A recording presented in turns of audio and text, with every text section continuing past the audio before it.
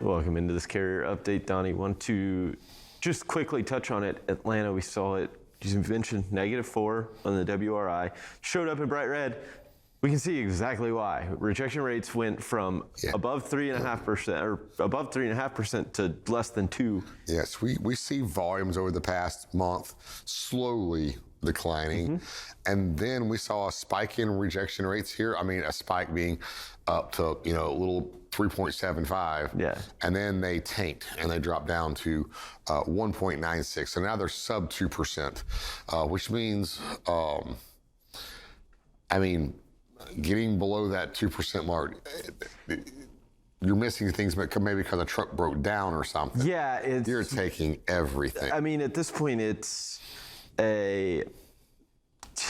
network imbalances. It's like, hey, and even now, I mean, you're probably, hey, we're not going to reject this, but we're going to have to figure out a way to cover it at some point. It's putting shippers still, though, in a very strong position. Yeah, absolutely. In the Atlanta market, and they can run over these carriers right now because these carriers are desperate for freight. They've taken everything they can. Volumes are coming down, and there's probably little to nothing going to the spot market. If somebody's going to the spot market, they're going there for that discount, and they're trying to push you down even lower. Exactly, and that's why the PPI still shows, the Freightways Pricing Power Index shows that shippers are still in control of the market. Yes, it moved up. It moved up in mid-September. So below 50 shows that shippers are in control, and we're at 35. Yeah. Where do you think it's going to go from here? Oh, it's headed back down. I can tell you that right now. Just given where volumes are, rejection rates haven't moved, spot rates have come down in October. It is time for it to, it just kind of shows that there's just no... I feel over the last 10 days that the pricing power for carriers has collapsed. And let's go to the next chart, see what I got lined up here. You see, I just kind of threw up some rejection rates here. The highest one, it's Rapid City. These are some markets that are very rural, very far out there. We do have Green Bay, but for some reason, nobody's going to Green Bay.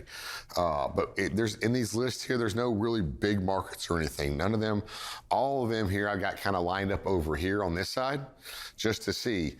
Los Angeles, 3.79%, and it's leading the way. Of course, it is also the biggest import market there, which all our Christmas stuff is coming in right now. So we need this, but we need it to be 13.79. But Dallas, 1.51%. Atlanta, 1.96%. Chicago, 2.74%. And Harrisburg, 3%. If you look at these rejection rates over the last 3, 4, 5 days, they're all kind of headed downward. Yep, exactly. And so Michael Rudolph does a really good job writing up why the PPI is set at what it is, and it takes everything into account, right? Rates, it takes projections, and it takes volumes. Rates obviously being the impact or the product of what happens with volume and rejection rates, looking at the supply side of the equation. Now, that said, earlier when it moved up, right, from 30 to 35, because it looked like things were improving in the later half of the summer. It looked like we bottomed out in May, and we moved higher progressively from there. June, July, August, and we saw... And you see it, right? You see that April low we moved higher. And we seem to have a stronger September than normal. Exactly. Now, October, the key with this and why you don't see it move very fast and very often is you want to see more of a trend than just a 1 week change in the market, right? You want to say, hey, like 30 days of something. Yeah. Well, we're at about 2.5 to 3 weeks of declines from basically the beginning of October to now. It signals, hey, things are, and look, we even saw increases in October. Yep. And then we've declined from there. So, you're talking now a good 2 weeks of declines. Let's check out some of these rates. We throw in a major lane, Los Angeles to Dallas.